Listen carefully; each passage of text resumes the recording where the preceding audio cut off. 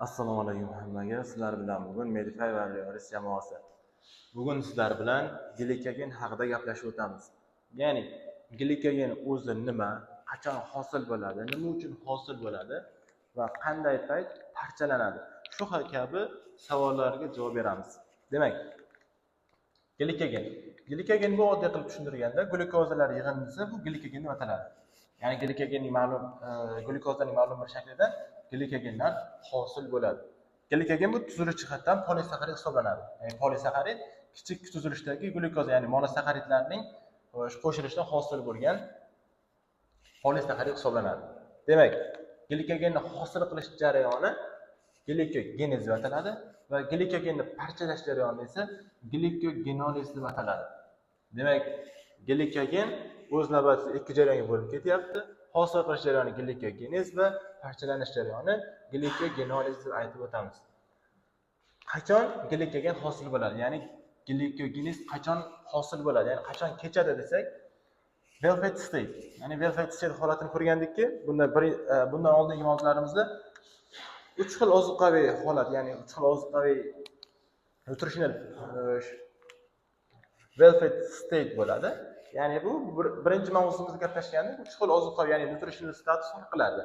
Ya'ni to'qlik holatida well-fed state, ochlik holatida esa fasting state. 3-5 kunlab ovqat yemagan holatimizda ocharchilik bo'lardi va bu prolonged fasting state yoki starvation deb atar edik. Ana endi shu organizmda ozuqa tushgan paytda, ya'ni to'qlik paytida glikogenez kechadi. Nima uchun kechyapti? Birinchi bo'lib glukoza parchalanib glikoliz jarayoniga kiradi va hujayra o'ziga yetarli bo'lgan ativni to'playdi. Va hujayra o'ziga yetarli bo'lgan ativni to'plagandan so'ng unga ortiqcha glukoza energiya hosil qilish uchun kerak bo'lmay qoladi. Va ana endi shu glukozani unumli foydalanish uchun glukozani saqlab qo'yadi. Qayerlarda saqlab qo'yadi? Jigar va muskulda saqlab qo'yadi va qachon bo'lyapti bu? Ativ miqdori yuqori bo'lganda kechadigan jarayon hisoblanadi. Demak, glikogen ativ yuqori bo'lgan holatda hosil bo'ladi. Asosan qayerda? Jigar va muskulda. Asosan jigar va muskulda kechadi. Boshqa to'qima hujayralardan kechishi mumkin. Misol uchun, buyrak hujayralari yoki kardiomiyotitlar. Kardiomiyotitlarda yurak muskullarida ham yig'ishi mumkin. Yoki miyani olsak agar, miya ham juda ham kam miqdorda glikogen yig'adi. Shuning uchun ham u glukozaga muhtoj hisoblanadi. Ya'ni glikogen zaxirasi tez sug'ib qolaveradi unda. Ana endi glikogenez, demak, ativ yuqori bo'lganda kechyapti, asosan jigar va muskulda kechyapti. Va to'qlik holatida qanday jarayon bo'lyapti? Birinchi bo'lib, qon orqali yetib kelgan glukoza geksokinaz yoki glukokinaz fermentlari orqali glukoza 6 fosfatga aylantiriladi. Glukokinaz bo'lsa, demak bu jigarda, geksokinaz esa bu mushakda deb tasavvur qilamiz. Ana endi hosil bo'lgan glukoza 6 fosfat fosfoglukomutaza fermenti orqali glukoza 1 fosfatga aylantiriladi. Ya'ni 6-guruhda joylashgan fosfat guruhi 1-guruhga ko'chirib qo'yilyapti. Ana endi keyingi jarayonda glukoza 1 fosfat uridil transferaza orqali UDF glukozaga aylantirib qo'yiladi. Bu fermentning ikkinchi nomi UDF glukoza pirofosforilaza hisoblanadi. Xohlasangiz bu glukoza 1 fosfat uridil transferaza yoki xohlasangiz uridil difosfat glukoza pirofosforilaza deb atasangiz ham bo'ladi. Demak, bu glukoza 1 fosfatdan UDF glukoza hosil bo'ladi va bu jarayonda fosfat erkin fosfat holatida ajralib chiqadi. Ana endi hosil bo'lgan UDF glukoza glikogen sintezi orqali glikogen sintezlanadi. Va bu qanday kechyapti? UDF glukoza glikogenning asos, ya'ni primary bo'lgan glikogeninga biriktiriladi. Glikogen mana bu holat glikogenin deyiladi. Glikogenin bu glikogen hosil qilishning asosiy joyi, ya'ni primer holat hisoblanadi va mana shunga kelib UDF glukoza kelib birikib ketaveradi. Birikkandan so'ng ikkinchi UDF glukoza kelib glikogen sintezi orqali hosil bo'lgan glukozani orqasidan birikadi. Ya'ni bu jarayonda 1 va 4-uglerodlar birikadi va shuning uchun ham buni alfa 1,4 glikozid bog' deb ataymiz. Demak, glikogen sintezi shu holatda buni sintezlab bir-biriga ulab qo'yapti. Va bu jarayon hali davom etadi. Ana endi agarda hujayrada glikogenni xuddi shunday saqlanib qilib, ya'ni glikogeninga uzun qilib xuddi poyezd relsiga kabi poyezdni relsga o'xshab uzun qilib joylashtirsak, bu juda ham katta joy egallaydi va hujayralar va to'qimalarga noqulaylik tug'dirishi mumkin. Ana endi shu muammoni oldini olish uchun branching enzim buni uzun liniyalarni kesib shoh hosilida qilib qo'yadi. Shundiga uzun holatini kesib qo'yadi. Misol uchun 3 ta uglerodni kesadi-da, yo 3 ta glyukozani kesadi-da, mana bu qismga kelib biriktirib qo'yadi. Va bu bog'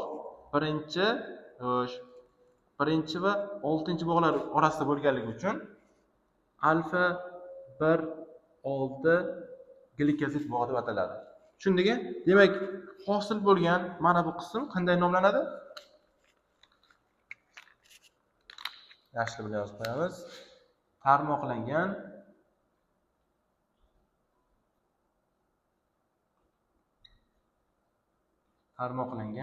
glikogen. Demak, tarmoqlangan glikogen hosil bo'ldi. Demak, buning tarkibida 1,6 alfa glikozid bog'i ham bor, 1,4 alfa 1,4 glikozid bog'i ham bor. Tushundingmi? Qisqacha qilib tushuntirsa, bu qanday joyga kechyapti? Mana bu glikogenin, mana buni glikogenin deb tasavvur qilsak agar, shuning atrofida ana endi glyukoza birika boshlaydi. Ya'ni uzun shox bo'lib ketyapti, poyez liniyasi bo'lib uzun ketyapti. Ana endi bunga branching enzim yon shoxlarni biriktirib ketaveradi. Bunday. Va bu yerdan ham. Va shunday qilib hamma qismida shunday qilib glyukozani biriktiradi. Va ko'rib turganingizdek, mana shu modda hosil bo'ladi. Ya'ni nimaga o'xshaydi? Buta, ya'ni butaning shoxlanib ketishiga o'xshayapti. Hamma joyidan shoxlari chiqadi va shoxlanib kichik bir joyni egallaydigan glikogen zaxirasi hosil bo'ladi. Tushundingmi? Demak, glyukoza zaxiralangan paytda, glikogenga aylangan paytda uzun qilib joylashsa, katta joy egallashi mumkin va bu hujayralar to'qimalarga noqulaylik keltirishi mumkin. Shuning uchun ham bu qisqartirib, shoxlanib, kichik holatga glikogenni shoxlangan holatga o'tkazib qo'yiladi. Bu qisqacha glikogenez, ya'ni glikogenning hosil qilish jarayoni hisoblanadi. Demak, ana endi sizlar bilan glikogenoliz haqida gaplashib chiqamiz. Glikogenoliz xuddi bu glikogenezning teskarisi hisoblanadi. Biz glikogenez va glikogenni hosil qilgan bo'lsak, ana endi glikogenolizda bu glikogenni parchalaymiz. Va bu jarayon qanday ketyapti? Bu jarayon ATF miqdorining kamaygan paytda kechadi. Ya'ni ATF miqdori kamaygandan so'ng bu jarayon orqali qonga glyukoza chiqarib, misol uchun miya va eritrosit kabi hujayralarni energiya bilan ta'minlashda yordam beradi. Bu jarayon fasting, ya'ni ochlik paytida yoki oq muskullarda kechadigan jarayon hisoblanadi. Ana endi biz gaplashgandik, glikogenezda xuddi daraxtning buta, ya'ni butaning shoxlari kabi shoxlanib ketgan, to'g'rimi? Mana shoxlanish ana endi parchalanganda glikogenolizda eng oxirgi qismlardan parchalana boshlaydi. Ya'ni bu o'rtasidan yoki boshidan kesib kelmaydi. Ya'ni aralash kesmaydi, faqatgina oxirgi tarmoqlardan kesib keladi va markazga qarab harakatlanadi. Va mana shuni ko'rib chiqamiz. Demak, mana shuni bitta zanjirni oladigan bo'lsak agar, mana shu holatda turibdi. Bu qism periferiya, mana bu qism esa glikogenin. Ana endi birinchi fermentimiz glikogen fosforilaza fermenti. Bunda B6 vitamini kofaktorlik qiladi. Demak, bu nima qiladi? Bu demak, glyukozani polimer hisoblanadi, to'g'rimi? Mana shu glikogen fosforilaza mana shu periferiyadagi 1,4 alfa 1,4 glikozid bog'ini uzadi. Ya'ni mana shu qismni uzadi va glyukozani ajratib oladi va bunga glikogen fosforilaza bitta fosfat guruhini qo'shadi va bu jarayonda nima ajralib chiqadi? Glyukoza bir fosfat. Mana shu holatda ajratib chiqqan glyukozaga demak glikogen fosforilaza bitta fosfat guruhini qo'shadi va glyukoza bir fosfat ko'rinishida hosil bo'ladi.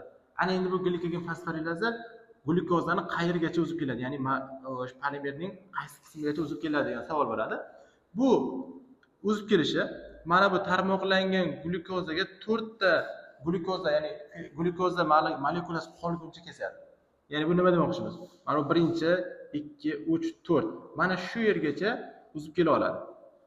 Bu yerda ham 1, 2, 3, 4. Va mana bu qismlarni uza oladi. Tushundingmi?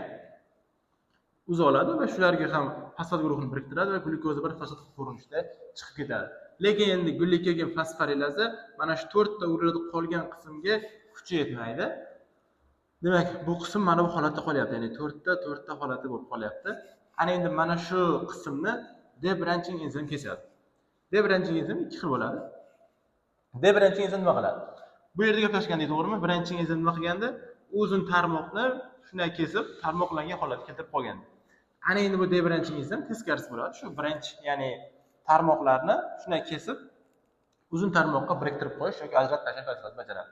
Debranching enzim ikkiga bo'linyapti, to'g'rimi? Buning birinchisi xo'sh 1,6 glikozid, alfa 1,6 glikozid bu hosil qilgan joygacha kesib keladi. Ya'ni buning nomi alfa 1,4 glukoni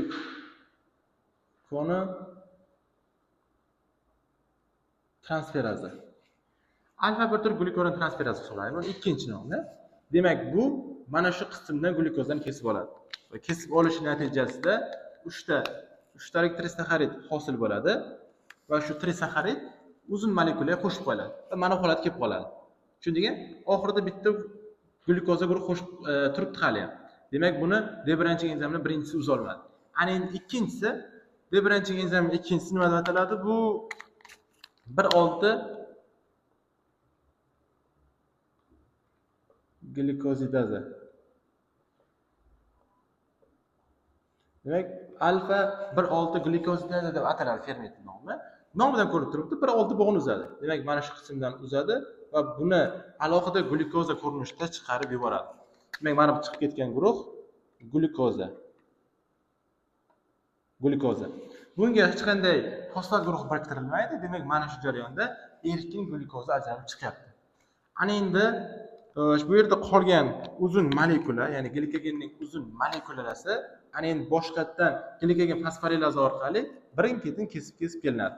Va har bitta kesilgan guruh fosfat guruhi biriktiriladi va glyukoza bir fosfat ko'rinishiga kelib qoladi. Ana endi bu glyukoza bir fosfat xuddi bu glikogenning teskarisi kabi glyukoza bir fosfat, ya'ni fosfoglyukomutaza orqali glyukoza 6 fosfatga aylanadi. Ana endi yuqoriga ketadi bu jarayon. Glyukoza 6 fosfat keyinchalik jigarda agar glyukoza 6 fosfataz orqali glyukozaga aylanadi va qonga chiqarib yuboriladi. Ya'ni nima demoqchimiz bu jarayonda? Jigarda shunday ferment bor, ya'ni buning nomi glyukoza 6 fosfataz hisoblanadi.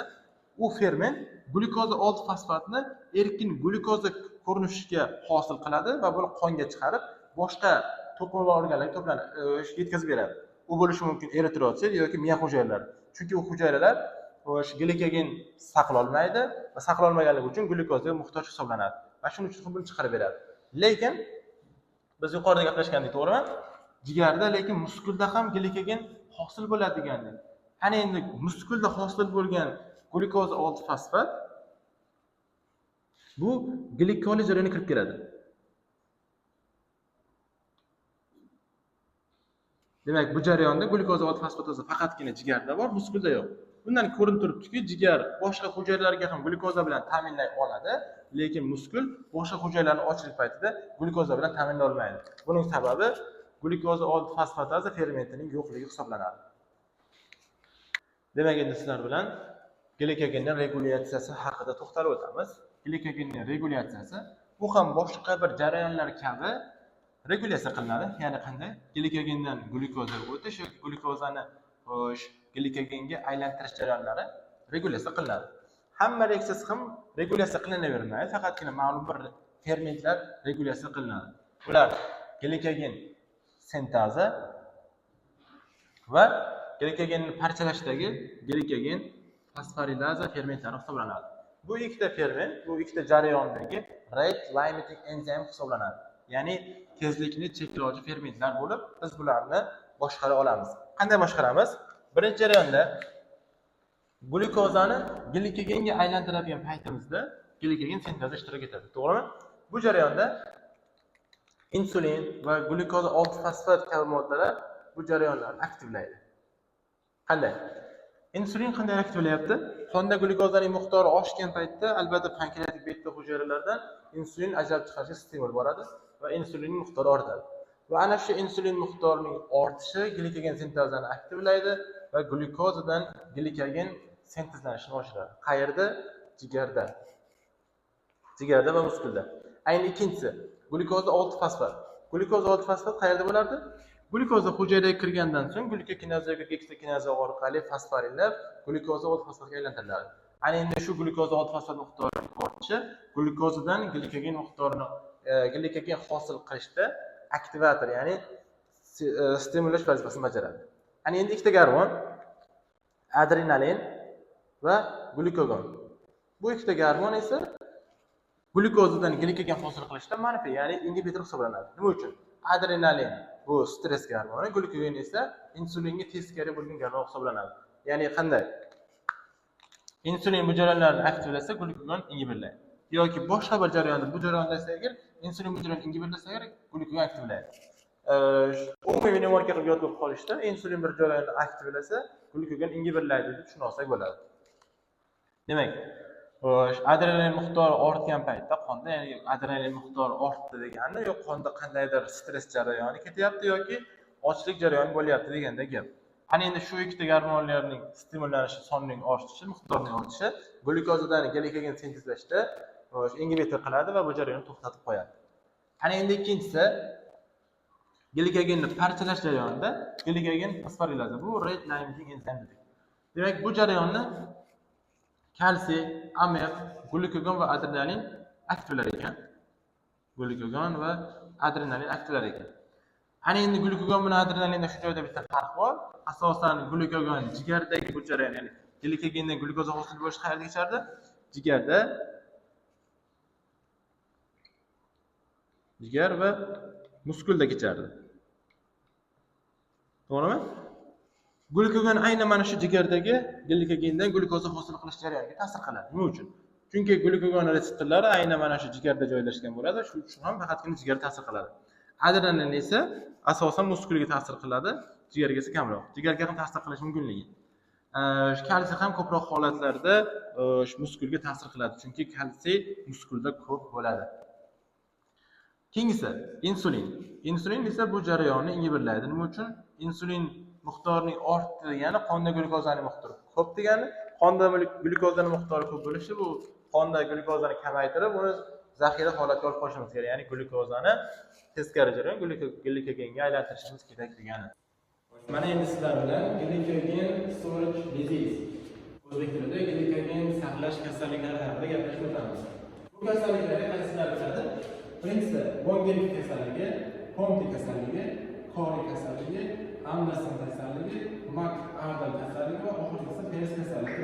Ya'ni mana shu 10 ta kasallik glikogen saqlash kasalliklari hisoblanadi.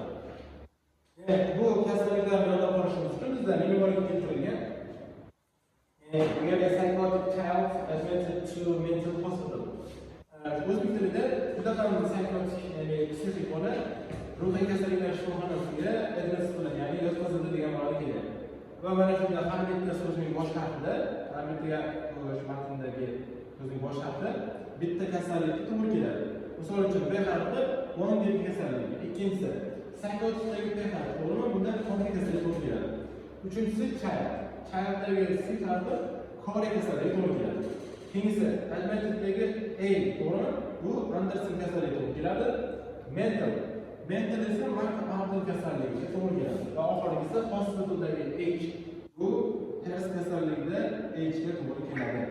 Va ana endi bu kasalliklar oldinga qo'yilgan hisoblanadi. Mana shu kasalliklar har bittasida bittadan ferment defitsiti natijasi kelib chiqqan bo'ladi. Misol uchun Bongelik kasalligida glyukoza 6 fosfatlazi fermentining defitsiti, Pompe kasalligida esa lizosomal alfa-1 glyukozaz fermentining defitsiti hisoblanadi. Ya'ni glikogen ma'lum bir qismi lizosomal alfa-1 glyukozazda parchalanadi va shu ferment ishtirok natijasida Pompe kasalligi kelib chiqadi. Uchinchisi Kori kasalligi, bu D-branchli enzim. Kori kasalligida D-branchli enzimda defekt kuzatiladi, Andersonda esa branchli enzimda defekt kuzatiladi. D-branchli va branchli gaplashganda bittasi yon zanjir hosil qilsa, ikkinchi suz zanjirni uzadi. demak rangizatorlarni hosil qilish va uzishdagi demaklar ustida. Oxirgisi makroalg kasalligida miofosforilaza boshqacha nom bilan muskuldagi glikogen fosforilazaning yetishmovchiligi. Oxirgisi esa ters kasallik. Bu gepatik fosforilaza deb ataladi. Boshqacha nom bilan glikogen fosforilaza deb aytishimiz mumkin. Ana bu olimlar bilan qaysi fermentga to'g'ri kelishini bilishimiz uchun yana bitta mnemotip keltirilgan. Ya'ni A, B, C, D. Mana shunda keltirilgan A harfi Anderson kasalligi to'g'ri keladi. Va Anderson kasalligining birinchi esa deb bo'ladi, to'g'rimi? Va bu yerdagi to'g'ri keladi. Yuqoridagi C harfi Kore kasalligi to'g'ri kelsa, Kore kasalligi birinchi esa defekt. Va bu yuqoridagi D harfi to'g'ri keladi. Endi makroalg kasalligi boshi M harfidan boshlanyapti, miofosforilazadan boshi M. Ikkinchisi ters kasalligi. Ters kasalligi birinchi H bilan boshlanyapti, ya'ni C harfi bilan boshlanyapti. Gepatik fosforilazadan birinchi H harfi bilan boshlangan kasallik bo'ladi. Ya'ni ularni eslab qolishimiz keyinchalik bu kasallikni yodda qolishimiz kerak. Shu yodda qolishimiz uchun mnemotikalar orqali yodlasak, uzoqroq va mazmunli yodda qolishimizga yordam beradi. Endi har bitta kasallikni qanday qilib kelib chiqishi va ularda qanday simptomlar kuzatilishini ko'rib chiqamiz. Birinchi kasalligimiz Wonkin kasalligi ekan. Unda glukoz fosfataz fermentida defekt kuzatiladi. O'zi glukoz fosfataza 17-xromosoma natijasida 17-xromosomaning ishlatishi natijasida kelib chiqadi. Va endi mana shu 17-xromosomada, ya'ni 17 xromosomada defekt bo'lish natijasida glukoza 6-fosfataz fermenti ishlab chiqarilmaydi va bu yerda normal holatda glukoza 6-fosfat qonda ko'payib ketib qoladi. O'zi bu normada nima ish qiladi? Normada glikogenoliz natijasida kelgan glukoza 6-fosfat ushbu ferment orqali glukoza aylanish kerak.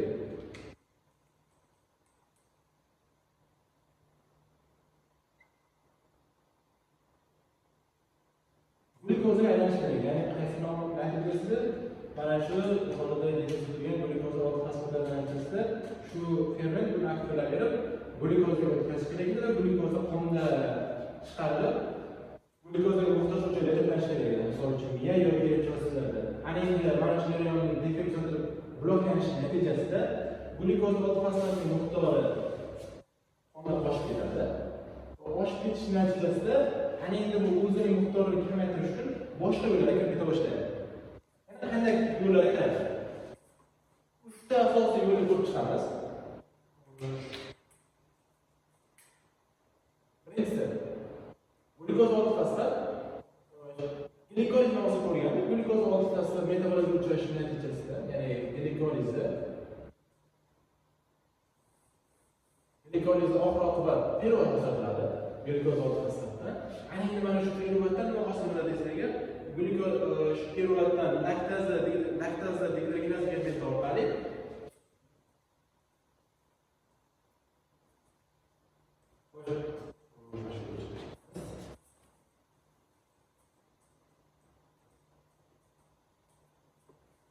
asosan uchta yo'lga kirib ketadi va buning birinchisi glikoliz hisoblanadi. Glikolizda glukoza 6-fosfat pirovatga aylanadi. Pirovat ana endi laktat dehidrogenaza fermenti orqali laktatga aylanadi.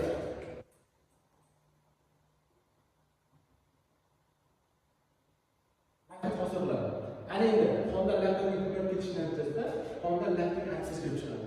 Ya'ni buning miqdori oshib ketishi laktik atsiz olib keladi. Ana endi laktat qayerdan chiqarib yuboriladi? Laktat bu buyrakda urik asid, ya'ni sidik kislotaning bir xil miqdorda bir xil joydan chiqarib tashlanishi kerak.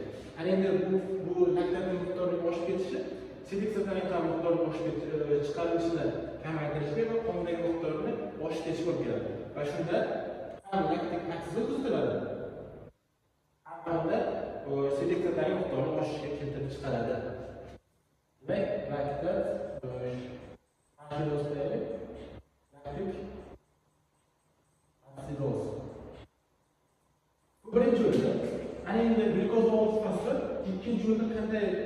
kirishi mumkin. Ikkinchisi, bu jarayon kirmagandan keyin gliksoza monofosfat tezlaydi. Ya'ni pentoza fosfat yo'liga kiradi. Pentoza fosfat yo'liga kirish natijasida glikoza 6 fosfat nimaga aylanadi? Riboza 5 fosfatga aylanadi. Riboza 5 fosfatga aylanadi.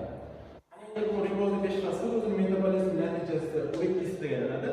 Urik kislida nima deyapti?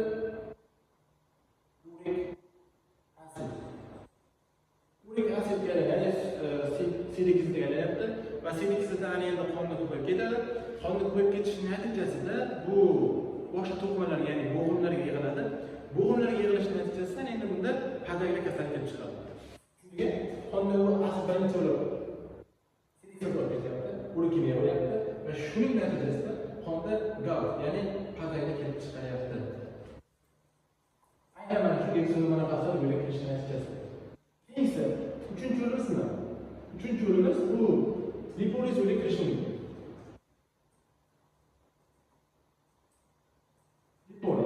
Lipoliz yo'lga kirish natijasida nima hosil qiladi? Glikoz 6 fosfat metabolizmga uchraydi va pirot hosil qiladi.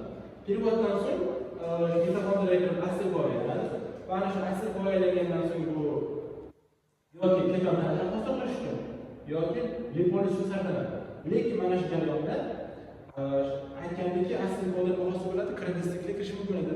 Kreditlikka endi hosil qilish kerak edi. Lekin bu jarayon asosan qayerga kechganda jigarga kechadi. Jigarda shunday jarayonki, o'zidagi energiyadan foydalanmaydi. Ya'ni o'zi hosil qiladigan moddalardan, glikoz va fosfatdan energiyadan foydalanmaydi. Buni o'zini atik energiyasi yetarli bo'lib ishlashi. Bu shunchaki o'zida yig'ilgan glikogenni parchalab boshqa hujayralarga glikoz ajratib berish kerak. Shuning uchun ham bu asil bo'lgan kreditlik xizmat va natijada lipoliz yo'lga kuchaytiriladi. Lipoliz natijasida dastlab yog' kislota ko'payadi. Yog' kislotalarni qo'shilish natijasida keyinchalik triglitseridlar sintezlanadi. Va bu jarayonda keton tanachalari ham shakllanishi mumkin va buning natijasida ketoatsidoz o'tirishi mumkin. Demak, giperlipidemiya kuzatiladi bunday natijasida. Nimaga? Chunki yog' kislotalaring miqdori oshishda lipidemiya ham keladi. Bu jarayon juda ham ko'p ishlansa, giperlipidemiya kelib chiqadi va shuning natijasida dog-like faces, ya'ni qo'g'irchoqsima yuz paydo bo'ladi. Yuzda lipidlar miqdorining oshib ketishi shunday yuz tutilishi olib keladi. Demak, giperlipidemiya qayerga kelib chiqishi mumkin? Nefromegaliya. Nefromegaliya bu giperlipidemiya. Ashitasiz ko'rib chiqamiz. Buning uchun giperlipidemiyadan nefromegaliya kelib chiqadi. Glikoz 6 fosfat miqdori oshib ketib, glukozga aylanmaslik natijasida bu moddaning o'sha metabolizm uchayotgan hujayralar to'planishi natijasida o'sha yerdagi hujayralar kattalashadi. Ya'ni jigarda bo'layotgan o'sha giperlipidemiya va oz miqdorda bu ferment nefronlarda bo'lganligi uchun nefromegaliya ham kelib chiqadi. Endi gaplashamiz. Gipoglikemiya. Gipoglikemiya qonda glukozlar miqdorini juda ham kamayib ketishi. Bu asosan ochlik paytida kelib chiqadi. Nima uchun kelib chiqyapti bu? O'zi gaplashish to'g'ri, glukoz 6 fosfatdan miqdorining kamayishi yoki yo'qolishi, ya'ni effektivlashishi, glukoz 6 fosfatdan glukozga aylanadi. Va shuning natijasida qonda glukozning kamayadi, gipoglikemiya olib keladi. Demak, bu jarayonda bu ferment effektiv etilyapti va glukoza hosil bo'lmayapti.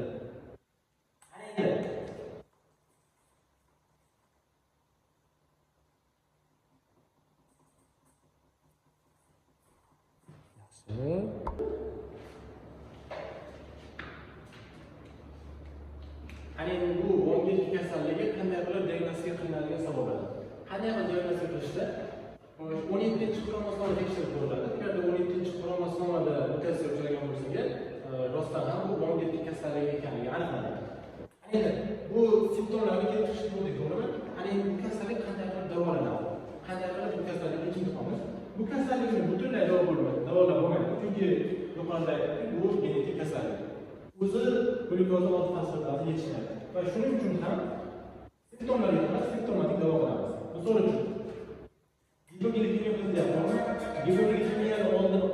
uchun orqa glyukoza beriladi. Orqa glyukoza beriladi. Ya'ni inhalation maydalangan bakteriya bor, uni berishimiz mumkin. Yoki bu asosan genetik kasallik bo'lishi uchun chaqaloqliklardan, ya'ni chaqaloqlik davridan namoyon bo'ladi va chaqaloq kechqurunlar ham glyukozani oziqlantirib turishi shart. Chunki bu och qolganda qonda glyukoza hosil bo'lmaydi boshqa moddalardan va shuning natijasida bu bola och qoladi va buning natijasida gipoglikeemiya kelib chiqadi va shuning uchun ham kechqurunlarda unga glyukoza berishimiz shart. Lekin shu joyda bitta bilishimiz kerak bo'lgan narsa bor. Bu kasalliklarda fruktoza, galaktoza iste'mol cheklanishi kerak. Nima uchun? Misol uchun meva, asal, meva, asal, shakar, saxaroza tarkibida qo'shma bor, fruktoza bor. Sut mahsulotlarida va sut tarkibida esa galaktoza bor. Shu moddalar cheklanishi kerak. Nima uchun? Bu moddalarning metabolizmidan oldingi narsaga ta'sir qiladi. Hammasida metabolizm vaqtida glyukoza 6% hosil qiladi. Glyukoza 6% hosil qilgandan so'ng bu kasallik battar glyukoza 6% to'lashadi va mana bu simptomlar battar kuchayib ketadi. Shuning uchun ham fruktoza va galaktozaning miqdorini bunda iste'molni cheklashimiz kerak. Esa laktik atsidoz. Laktik atsidozni cheklashimiz uchun bemorga bikarbonat berishimiz kerak, neytrallashish uchun. Misol uchun natriy hidrokarbonat beramiz. Yoki gaz. Qayiqlarni davolashimiz uchun misol uchun allapinlar beramiz. Chunki simptomatik davolayapmiz.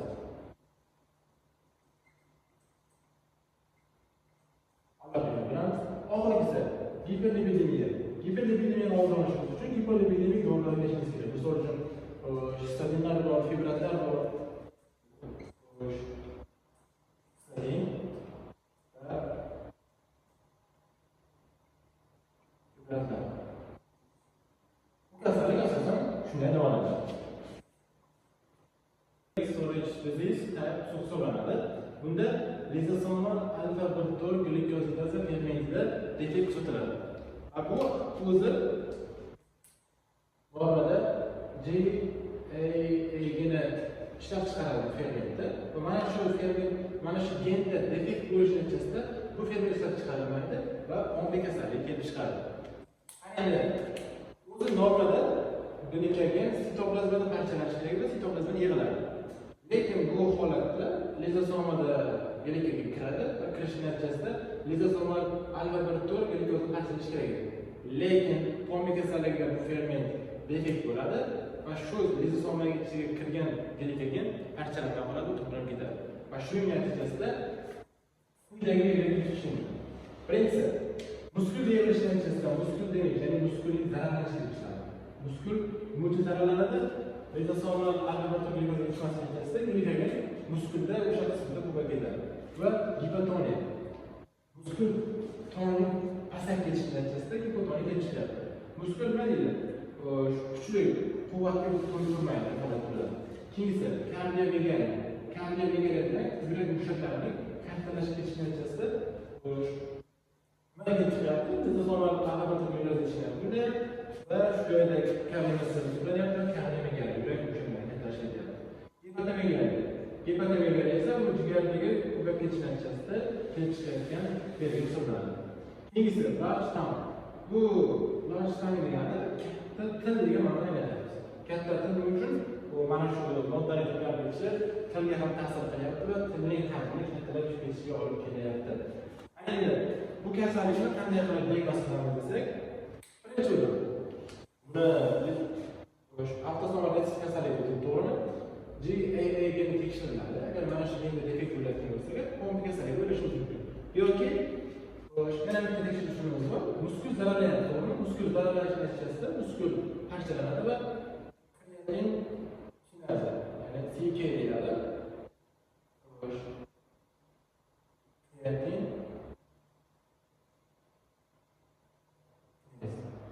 sinazaning miqdori qonda oshib ketadi va shu moddani tekshirib ko'rganimiz ko'p bo'lyapti. Demak, bu ommaviy kasallik deb aytishimiz mumkin.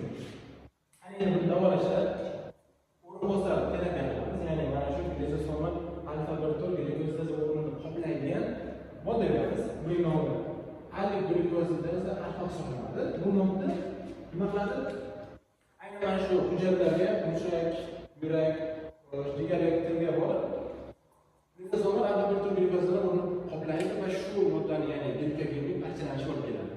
Parchalanish bu qachon foydali? Asosan kasallikning erta davrlarida foydali hisoblanadi va shu kasallikni simptomlarini kamaytirish uchun qo'llanadigan dori hisoblanadi. Ikkinchisi, uchinchi kasalligimiz bu kori kasalligi hisoblanadi. Ya'ni glycogen storage disease type C hisoblanadi. Bunda B branch enzimida defekt kuzatiladi. B branch enzim aytganimdek ikki turga bo'linadi. Birinchisi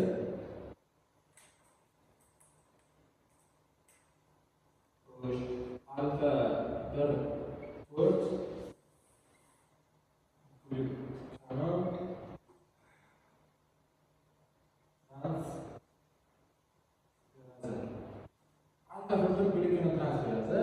ikkinchisi bu limitik dextringa oxiriga tamomlangan ugleroddan glukozani ajratib oladi. Ya'ni buning nomi alfa 1 6 glukozilaza. Glukozilaza to'g'ri. Aynan bu qanday ishlaydi? Normalda so'rashim mana uzun tarmoq. Uzun tarmoq desak, shunda yon shoxlar bo'ladi, to'g'rimi? Yon zanjir bo'ladi. Buni normalda glikogen fosforilaza oxirgi mana tarmoqlangan ugleroddan 4 ta ugleroz qolguncha, 4 ta glukoza qolguncha kesib keladi. 1 2 3 4. Mana shu yerda mana bu qismni mana buni kesib oladi. Bundan esa 1 2 3 4. Mana bu kesib oladi. Bularni kesib olishni natijasida fosfor keladi va glukozada bir fosfat oldida chiqarib yuboradi. Va bu qolgan qism, ya'ni mana bu qolgan qismni endi B branch enzim parchalash kerak edi. Bu bir tur glikozan transferaza fermentimiz mana shu qismni parchaladi. Mana bu qismni olib, mana bu yerga ulab qo'yadi. Mana sochma yerda ulab qo'yadi. Ulab qo'yish natijasida oxiriga qolgan mana bu uglerodni, mana bu glukozani alfa glukozas ferment kesadi va uzun tarmoqni biriktiradi va buni ham boshqatdan glikogen fosforilab kesib chiqadi. Va mana shu jarayonda defekt kuzatiladi. Ya'ni limit dextrinlar parchalanib qolyapti va shu limit dextrinlarni ko'payib ketish natijasida kori kasalligiga chiqadi.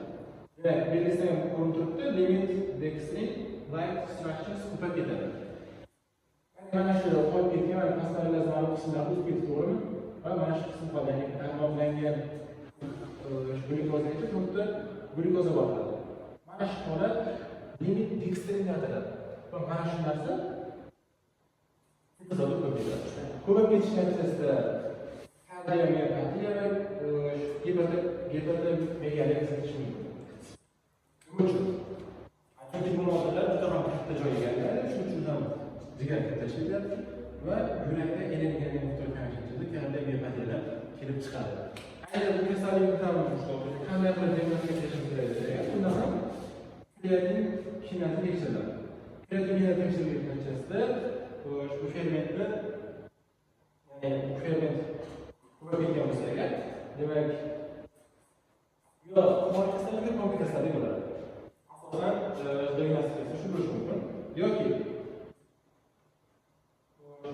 bundagi simptomlarni sizlar aytmagansiz. Bunda juda ham misol uchun gemoglobin kimyo kuzatish mumkin.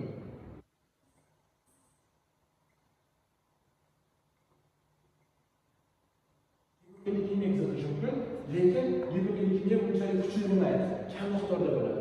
Buning uchun desangiz, mana bu yerda fosforilaza normal holatda ishlayapti va mana bu qismlarda oxirgi uglerod, ya'ni glukozalarni parchalab, glukoza bir fosfat hosil qilyapti va bu keyinchalik parchalanib glukoza hosil qilyapti. Faqatgina bizga mana bu yerdagi limit dextrin metabolizmni uchramay qoladi, kuchli yig'iladi. Shuning uchun ham gidrokimyo kuzatiladi, lekin unchalik kuchli emas. Endi sizlardagi yerdagi kasalligimiz Andersen haqida gaplashib chiqamiz. Andersen kasalligida branching enzimda defekt kuzatiladi. Ya'ni mnemonika bo'yicha E harfiga B to'g'ri kelyapti. Koreya sanayida esa D harfi o'qilayotgan, to'g'rimi? A, B, C, D. Agar biz branching example normal holatda qanday ishlardi? O'zi normalda uzun poyezd relsiga o'xshab uzun yelkaga tekizdan kelayotgan. Ya'ni uzun bitta zanjirni tekizdan kelayotgan va bu hujayraga sig'maydigan mo'min berayotgan. Va mana shu yerda birinchilikda uni tarmoqlab qo'yib kichik va qisqartirib qo'yadi. Va mana shu birinchilikdan birinchi natijasida uzun zanjir qisqarmaydi, uzunligi cho'qib ketadi. Va buning natijasida ya'ni taqdim gipotoniya. Ya'ni yoshligida, chaqaloqlik paytida gipotoniya kuzatilishi mumkin. Ya'ni muskullarning zaifligi yoki keyinchalik esa bu moddalarning jigarni birikishida oxir-oqibat serrozga olib kelishi mumkin. Keyingi kasalligimiz Mark-Harden kasalligi hisoblanadi. Mark-Harden kasalligida miya fosforilazidan muammo bo'ladi. Miya fosforilazining ikkinchi nomini muskuldagi glikogen fosforilazidir, to'g'rimi? Glikogen fosforilazi bu osilgan glikogenda ajratiladigan birinchi fermentdir. Ya'ni nima qiladi? Bitta glyukozani o'zg'oladi, fosfat guruhini biriktirib, glyukoz va fosfat guruhida holida ajratib oladi. Agar mana shu ferment yetishmovchiligi natijasida muskullarda tanks, ya'ni sanchiq paydo bo'ladi. Og'riq kelib chiqadi, ya'ni pain, og'riq kelib chiqadi. Weakness. Bu bemorlarda zaiflik va charchash holatlari kuzatilishi mumkin. Va oxirida miya fosforilazi yetishmayapti, to'g'rimi? Miya fosforilazi yetishmagandan keyin glikogendan hosil bo'lishi mumkin, lekin buni endi o'zimizga kerak bo'lgan paytda parchalar glyukozni hosil qilolmaymiz. Shuning uchun ham organizm ochlik paytida miylarni, ya'ni oqsillarni parchalay boshlaydi, muskuldagi oqsillarni parchalay boshlaydi va shunda miylarga uriyadigan siyli paydo bo'lishi. Bu avvalo qondan o'tadi, miylarga parchalanib qondan miylarga miqdor oshadi, keyin undan siylikka o'tadi va siylikdagi miqdorda miylarga uriya holati kelib chiqadi. Bu holatda mana shu yerda o'sirishi mumkin. Oxirgi kasalligimiz Hers kasalligi. Hers kasalligi bu gepatik fosforilaza. Gepatik fosforilaza bu endi Mark-Hardenda nima edi? Muskuldagi gepatik fosforilaza. Bu muskuldagi glikogen fosforilaza. Endi Hers kasalligida esa gepatik fosforilaza, ya'ni jigardagi glikogen fosforilaza bo'ladi. Bundan nima joyga ketadi? Aynan jigarda glikogen parchalanmagandan so'ng aynan parchalanmagandan so'ng ketadi gipoglikemiya. Nima uchun? Jigar asosiy vazifasi shu hujayralarga glyukozani yetkazib berishidir, lekin bu parchalanmayapti, shuning natijasida gipoglikemiya holati kelib chiqadi. Ikkinchisi, gipotemiya. Bu moddalarni jigarga kirib ketishi, bu yuqoridagilar kabi gipotemiyaga sabab bo'ladi va shu simptomlar